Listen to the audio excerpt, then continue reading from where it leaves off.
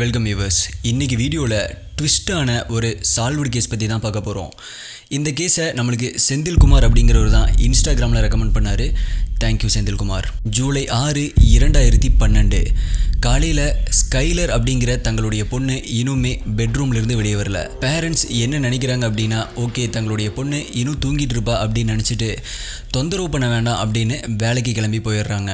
ஆனால் மதியம் பார்க்கும் பொழுதுமே ரூம் இன்னுமே க்ளோஸாக தான் இருக்குது, ஓப்பன் ஆகலை. சந்தேகப்பட்ட பேரண்ட்ஸ் ரூமுக்கு உள்ளே போய் பார்க்குறாங்க. உள்ளே அவங்களுடைய பொண்ணு இல்லை. அப்போ தான் அந்த ரூமுடைய ஜன்னல் ஓப்பன் ஆகிருக்கிறதையும் பார்க்குறாங்க. அந்த அப்பார்ட்மெண்ட்டுக்கு வெளியே போய் பார்க்கும் பொழுது அந்த ஜன்னலுக்கு வெளியில் ஒரு ஸ்டூல் மாதிரி இருக்கிறதையும் பார்க்குறாங்க. அதை பார்த்த பேரண்ட்ஸ் என்ன திங்க் பண்ணுறாங்க அப்படின்னா, நமக்கு தெரியாமல் நைட்டு அவங்களுடைய ஃப்ரெண்ட்ஸ் கூட எங்கேயாவது வெளியே போயிருப்பாங்க அப்படின்னு நினைக்கிறாங்க. எப்படி இருந்தாலுமே ஸ்கைலர் ஈவினிங் பார்ட் டைமாக ஒர்க் பண்ணிட்டு இருக்கிற ஜாபுக்கு கண்டிப்பாக வந்துடுவா அப்படின்னு நினைக்கிறாங்க. ஏன் அப்படின்னா இப்போ வரைக்குமே ஒரு நாள் கூட ஸ்கைலர் அந்த பார்ட் டைம் ஒர்க்கை மிஸ் பண்ணதே இல்லை. ஆனால் கொஞ்ச நேரம் கழித்து அந்த பார்ட் டைமாக ஒர்க் பண்ணுற ஷாப்பில் இருந்து ஸ்கைலருடைய பேரண்ட்ஸ்க்கு ஒரு கால் வருது. ஏன் இன்னும் ஸ்கைலர் வேலைக்கு வரல, இன்னைக்கு லீவா அப்படின்னு கேட்குறாங்க. உடனடியாக பேரண்ட்ஸ் பதட்டப்பட ஆரம்பிக்கிறாங்க.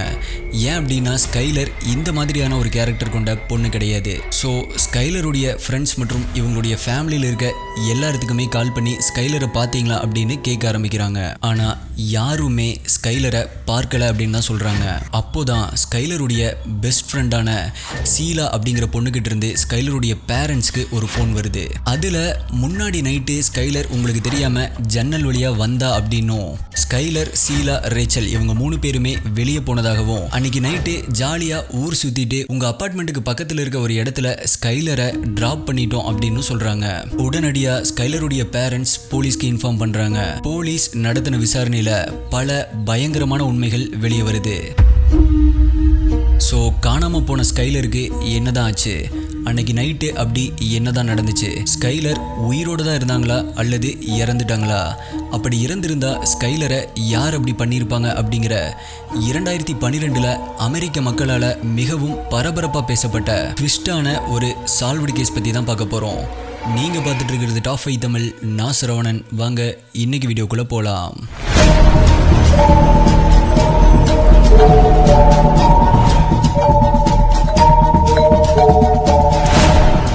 வீடியோக்குள்ளே போகிறதுக்கு முன்னாடி இந்த வீடியோக்கு ஒரு லைக் கொடுத்துருங்க. உங்களுடைய லைக் தான் எனக்கு ஒரு மோட்டிவேஷனாக இருக்கும். இந்த மாதிரி மிஸ்ட்ரி கேசஸ், அன்சால்வ்டு கேசஸ் உங்களுக்கு ரொம்பவே பிடிக்கும் அப்படின்னா இப்போவே சேனலை சப்ஸ்கிரைப் பண்ணிவிட்டு பக்கத்தில் இருக்க பெல் ஐக்கானில் ஆல் அப்படின்னு செட் பண்ணிக்கோங்க. இந்த மாதிரி அன்சால்வ்டு கேசஸ் இல்லை மிஸ்ட்ரி கேசஸ் உடைய கிரைம் சீன் ஃபோட்டோஸ் எல்லாமே நான் டெலிகிராம் குரூப்பில் தான் அப்லோட் பண்ணுவேன். யூடியூப்பில் கரெக்டாக நோட்டிஃபிகேஷன் வராதவங்களுக்கும் அங்கே இன்ஸ்டண்ட்டாக அப்டேட் வந்துடும். டெலிகிராமுடைய லிங்க் கீழே டிஸ்கிரிப்ஷனில் இருக்குது, ஜாயின் பண்ணிக்கோங்க. ஸ்கைலர் 1996 பிறந்திருக்காங்க. அப்போது அவங்களுக்கு வயது 16. வெஸ்ட் விர்ஜீனியாவில் இருக்க ஸ்டார் சிட்டி அப்படிங்கிற பகுதியில் தான் வாழ்ந்துட்டு வந்திருக்காங்க. பக்கத்தில் இருக்க ஸ்கூலில் படிச்சுட்டே பார்ட் டைமாக வேலைக்கும் போயிட்டு இருந்திருக்காங்க. ஸ்கைலர் எப்பொழுதுமே ஹாப்பியாக இருக்கக்கூடிய ரொம்பவே நல்ல கேரக்டர் கொண்ட இரக்க குணமுள்ள அதே நேரத்தில் வெளிப்படையான பொண்ணு அப்படின்னும், ஸ்கைலருக்கு 8 வயசுலேருந்தே சீலா தான் பெஸ்ட் ஃப்ரெண்டாக இருந்திருக்காங்க அப்படின்னும், ஸ்கைலருடைய பேரண்ட்ஸ் சீலாவை தன்னுடைய இன்னொரு பொண்ணு மாதிரி பார்த்தாங்க அப்படின்னு சொல்கிறாங்க.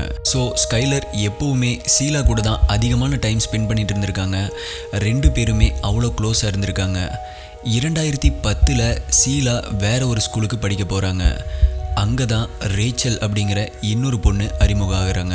ரொம்ப சீக்கிரமாகவே சீலாவும் ரேச்சலும் ரொம்ப க்ளோஸ் ஃப்ரெண்ட்ஸாக ஆகிடுறாங்க. அதுக்கு அடுத்த வருஷம் சீலா ஸ்கைலர் படிச்சுட்டு இருந்த அதே ஸ்கூலுக்கே மறுபடியும் ட்ரான்ஸ்ஃபர் ஆகுறாங்க.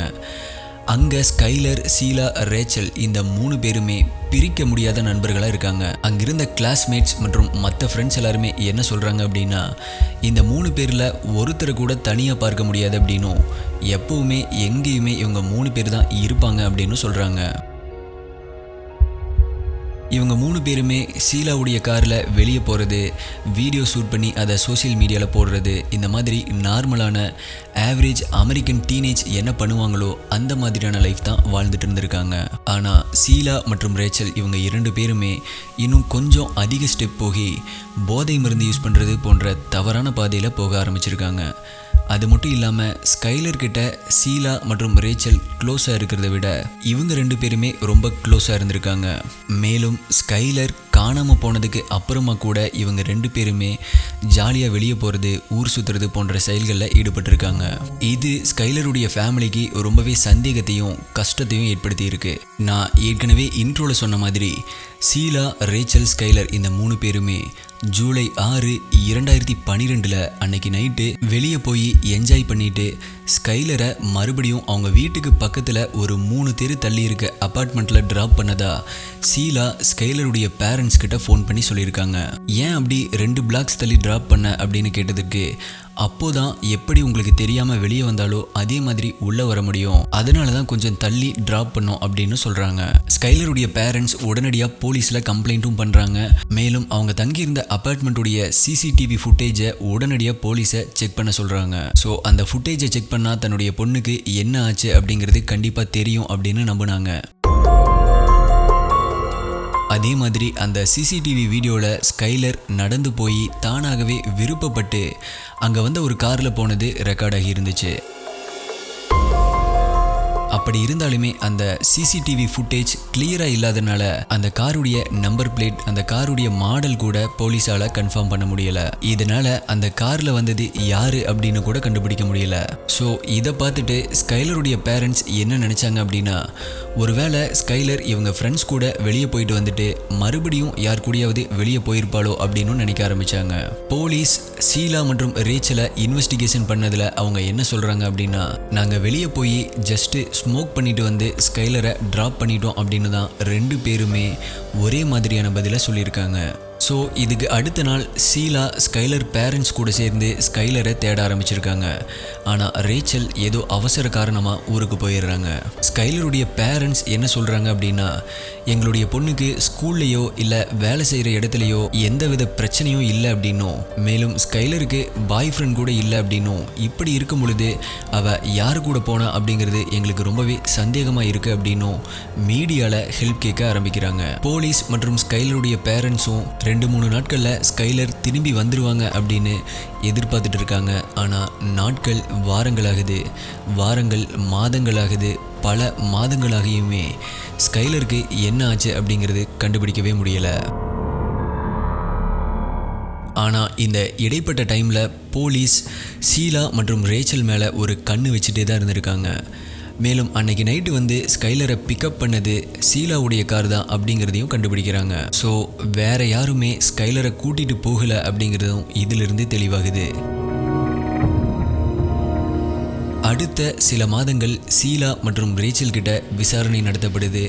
ஆனால் எல்லா சமயத்துலேயுமே அவங்க ஒரே கதையை தான் சொல்கிறாங்க, கொஞ்சம் கூட மாற்றம் இல்லாமல். ஆனால் போலீஸ்க்கு இதில் ஏதோ சில மர்மம் இருக்குது அப்படின்னு தோணுது.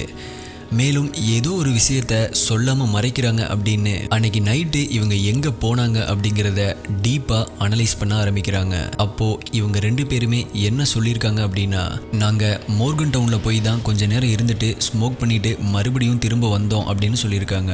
ஆனால் இவங்களுடைய ஃபோன் சிக்னல் அந்த டைமில் அங்கிருந்து 35 கிலோமீட்டர் தள்ளி இருக்கிற பிளாக் வில்ஸ் அப்படிங்கிற இடத்துல காமிச்சிருக்கு. ஸோ அந்த ஏரியாவில் இருக்க CCTV ஃபுட்டேஜஸை செக் பண்ண ஆரம்பிக்கிறாங்க. போலீஸ் நினச்ச மாதிரியே அங்கே இருந்த ஒரு கடையில் இருந்த CCTVயில் இந்த 3 பேருமே ரெக்கார்ட் ஆகி இருந்தாங்க. போலீஸ்க்கு ரொம்பவே ஆச்சரியமாக இருந்துச்சு, ஏன் இந்த பொண்ணுங்க நம்மக்கிட்ட பொய் சொன்னாங்க அப்படின்னு. மேலும் இப்படி ஒரு விஷயத்தை கண்டுபிடிச்சிட்டாங்க அப்படின்னு போலீஸ் அந்த பொண்ணுங்க கிட்ட சொல்லாமையே இந்த 2 பேரையுமே பாலிகிராஃபி டெஸ்ட்டை எடுக்க சொல்கிறாங்க. ஷீலா தானாகவே முன் வந்து டெஸ்ட் எடுத்துக்கிறாங்க. ஆனால் அதில் ஃபெயில் ஆகுறாங்க. ரேச்சல் இந்த பாலிகிராஃபி டெஸ்ட் எடுக்கும் பொழுது தான் இந்த தொடர் தேடுதலுக்கு ஒரு முடிவு வருது. பாலிகிராஃபி டெஸ்ட் எடுக்க லேபுக்கு போயிட்டு இருக்கும் பொழுதே ரேச்சல் காரில் இருந்து குதிச்சு தப்பிச்சு ஓடி இருக்கா. ரேச்சலுடைய பேரண்ட்ஸ் பின்னாடியே போயிருக்காங்க. அப்போது ரொம்ப ஆக்ரோஷமாக சத்தம் போட்டு அவங்க பேரண்ட்ஸே அடிச்சிருக்கா. இதன் காரணமாக ரேச்சலை சைக்காட்ரிக் ஹாஸ்பிட்டலுக்கு கூட்டிகிட்டு போகிறாங்க. ஆனால் அங்கிருந்து வெளியே வந்த உடனேயே போலீஸ் ஸ்டேஷனுக்கு கூட்டிகிட்டு வரப்படுறா ரேச்சல். அதுக்கப்புறமா அங்கிருந்த ஒரு இன்வெஸ்டிகேஷன் ஆஃபீஸர் என்ன சொல்கிறாரு அப்படின்னா, ரேச்சலுடைய வாயிலிருந்து வந்த முதல் வார்த்தை என்ன அப்படின்னா, நாங்கள் அவளை குத்தி கொன்னுட்டோம் அப்படிங்கிறது தான். ஜூலை 6, 2012 தன்னுடைய பெஸ்ட் ஃப்ரெண்ட்ஸால் மிக கொடூரமாக 50 முறைக்கும் மேலே குத்தப்பட்டு கொல்லப்பட்டிருக்காங்க ஸ்கைலர். அன்னைக்கு நைட்டு என்ன நடந்துச்சு அப்படிங்கிறத போலீஸ் கிட்ட சொல்ல ஆரம்பிக்கிறாங்க ரேச்சல். எப்பவுமே போகக்கூடிய இடமான வெயின் டவுன்ஷிப் அப்படிங்கிற ரிமோட் லொக்கேஷனுக்கு அன்னைக்கு நைட்டு இவங்க 3 பேருமே போயிருக்காங்க. அப்போது ஷீலா மற்றும் ரேச்சல் இவங்க 2 பேருமே சிகரெட் பற்ற வைக்க லைட்டரை மறந்துட்டோம், காரில் இருக்கு, கொஞ்சம் எடுத்துட்டு வா அப்படின்னு ஸ்கைலர் கிட்ட சொல்கிறாங்க. லைட்டரை எடுக்கிறதுக்காக ஸ்கைலர் திரும்பும் பொழுது ஷீலா மற்றும் ரேச்சல் இவங்க 2 பேருமே 3, 2, 1 அப்படின்னு கவுண்ட் பண்ணி ஸ்கைலருடைய முதுகிலேயே குத்த ஆரம்பிக்கிறாங்க. அப்போது ஸ்கைலருக்கு என்ன நடக்குது அப்படின்னே புரிஞ்சுக்க முடியல. அது மட்டும் இல்லாமல் தன்னுடைய உயிரை காப்பாற்ற போராடி இருக்காங்க. ஆனால் கிட்டத்தட்ட 50 முறை கத்தியால் குத்தப்பட்டு இறந்து போகிறாங்க ஸ்கைலர். இதற்கப்புறமா இறந்த உடலை புதைக்க ட்ரை பண்ணியிருக்காங்க. ஆனால் அங்கே இருந்த மணல் ரொம்பவே கடினமாக இருந்ததால் அவங்களால குழி தோண்ட முடியலை. அதனால் அங்கிருந்த மரக்கிளைகளை வச்சு அந்த உடலை மறைச்சி வைக்கிறாங்க. அது மட்டும் இல்லாமல் இந்த மாதிரி ஸ்கைலரை கொலை பண்ண கிட்டத்தட்ட பல மாதங்களாக திட்டம் போட்டிருந்திருக்காங்க. கொலை பண்ணி இறந்த உடலை எங்கே மறைச்சி வைக்கிறது, போலீஸ் கேட்டால் என்ன பதில் சொல்லணும் போன்ற நிறைய விஷயங்களை பிளான் பண்ணியிருக்காங்க. அதனால் கொலை செய்கிறப்போ தங்களுடைய ட்ரெஸ்ஸில் இரத்தக்கரைகளை மறைக்கிறதுக்கு புது ட்ரெஸ் எல்லாமே ஏற்கனவே ஷீலாவுடைய காரில் எடுத்துகிட்டு வந்திருக்காங்க. அந்த துணிகளுக்கு உள்ளதான் கிச்சன் நைஃபையும் ஒளிச்சு வச்சுருந்துருக்காங்க. அது மட்டும் இல்லாமல் அங்கிருந்து கிளம்பும் பொழுது பக்கத்தில் இருந்த குளத்தில் க்ளீன் பண்ணிட்டு ட்ரெஸ் எல்லாமே சேஞ்ச் பண்ணிட்டு தான் கிளம்பியிருக்காங்க. ஸோ இந்த மாதிரி கொலை செய்கிற அளவுக்கு என்ன காரணம், கண்டிப்பாக ஏதாவது மோட்டிவ் இருந்தால் தானே இந்த மாதிரி கொலை பண்ண முடியும் அப்படின்னு போலீஸ் கேட்டதற்கு, இல்லை எங்களுக்கு அவளை பிடிக்கலை அதனால தான் நாங்கள் கொன்னோம் அப்படின்னு சொல்கிறாங்க. இது நம்புற மாதிரியான காரணமாக இல்லை. ஏன் அப்படின்னா இங்கே நிறைய பேர்த்துக்கு நிறைய பேரை பிடிக்காது தான். அப்படி பார்த்தா எல்லாருமே கத்தி எடுத்து குத்திக்க வேண்டியதுதான் இல்லையா? போலீஸ் இதில் மறுபடியும் டீப்பாக அனலைஸ் பண்ண ஆரம்பிக்கிறாங்க. அப்போது ஸ்கைலருடைய சோசியல் மீடியா அக்கௌண்ட்டில் நிறைய போஸ்ட் போட்டிருக்காங்க. அதில் இருந்து ஒரு ரெஃபரன்ஸ் எடுக்கிறாங்க. அதில் ரேச்சல் மற்றும் ஷீலா இவங்க 2 பேருமே ஃப்ரெண்ட்ஸ் அப்படிங்கிறதுக்கும் மேலே இன்னொரு ரிலேஷன்ஷிப்பில் இருந்ததை ஒரு நைட் ஸ்கைலர் பார்த்துருக்காங்க. ஸோ அதை பற்றி வெளி உலகத்துக்கு சொல்லிடுவேன் அப்படிங்கிற மாதிரியான த்ரெட்னிங் பண்ணுற மாதிரி போஸ்ட் எல்லாமே போட்டிருக்காங்க. ஆனால் அதை யாருக்கிட்டையுமே ஸ்கைலர் சொல்லவும் இல்லை. ஸோ அப்போ இருந்தே ஸ்கைலர் உயிரோடு இருந்தால் கண்டிப்பாக இதை சொல்லுவா அப்படின்னு ஸ்கைலரை கொள்ள திட்டம் போட்டிருக்காங்க. போலீஸ் ஷீலாவுடைய காரில் இருந்து பிளட் சாம்பிள்ஸையும் கலெக்ட் பண்ணுறாங்க. இது அவங்கள அரெஸ்ட் பண்ண முக்கியமான எவிடன்ஸாக மாறுது. ஷீலாவுக்கு 1st டிகிரி மர்டர் மற்றும் 1st டிகிரி கிட்னாப்பிங் பண்ணதுக்காக ஆயுள் தண்டனை வழங்கப்படுது. மேலும் 15 வருடங்களுக்கு எக்காரணத்தை கொண்டும் பரோல் கிடையாது அப்படின்னு தீர்ப்பு வழங்கப்படுது. ரேச்சல் அப்ரூவரா மாறினதுனால 30 வருடம் சிறை தண்டனை கொடுக்கப்படுது. மேலும் 10 வருடங்களுக்கு மேலே தான் பரோல் அப்ளை பண்ணிக்க முடியும் அப்படின்னு தண்டனை வழங்கப்படுது. இந்த தண்டனை வழங்கப்படும் பொழுது ஷீலா எந்தவித எமோஷனுமே இல்லாமல் நார்மலாக இருந்திருக்காங்க. ஆனால் ரேச்சல் தான் செய்த தவறுக்காக நான் ஸ்கைலர் ஃபேமிலி கிட்ட மன்னிப்பு கேட்குறேன் அப்படின்னு ரொம்ப எமோஷனலாக அழுதுருக்காங்க. இப்போ வரைக்குமே இந்த 2 பேருமே வெர்ஜீனியாவில் இருக்க ஜெயிலில் தான் இருக்காங்க. ஆனால் இவங்களுடைய நிறைய ஃபோட்டோஸ் இன்டர்நெட்டில் லீக் ஆகியிருக்கு. இப்போது நீங்கள் பார்த்துட்டு இருக்க இந்த ஃபோட்டோவில் ஜெயிலில் இவங்க 2 பேருமே எந்த ஒரு கவலையுமே இல்லாமல் மேக்கப் போட்டு சிரிச்சுட்டு தான் வாழ்ந்துட்டு இருக்காங்க. இந்த கேஸிலிருந்து என்ன தெரிஞ்சுக்கலாம் அப்படின்னா, நண்பர்கள் அப்படிங்கிறது கடவுள் கொடுத்த முக்கியமான ஒரு உறவு. ஆனால் அந்த மாதிரியான நண்பர்களில் கூட இப்போ உயிருக்கு உயிராக இருக்க உங்களுடைய ஃப்ரெண்ட்ஸால் கூட உங்களோட உயிருக்கு ஆபத்து வரலாம் அப்படிங்கிறதுக்கும், இந்த உலகத்தில் யாரையுமே நம்ப முடியாது அப்படிங்கிறதுக்கும் இந்த கேஸ் நல்ல ஒரு எக்ஸாம்பிளாக இருக்கும் அப்படின்னு நான் நினைக்கிறேன். The case finally solved. So நீங்கள் இந்த கேஸை பற்றி என்ன நினைக்கிறீங்க அப்படிங்கிறத மறக்காமல் கமெண்ட் பண்ணுங்கள். நம்ம சேனலில் இதுக்கு முன்னாடி வந்த சால்வ்டு கேசஸை நீங்கள் இன்னும் பார்க்கல அப்படின்னா இப்போது ஸ்க்ரீனில் தெரிஞ்சிட்டு இருக்க இந்த பிளேலிஸ்ட்டை கிளிக் பண்ணி பாருங்கள். இதே மாதிரி இன்னொரு வீடியோவில் மீட் பண்ணுறேன். நன்றி, பாய்.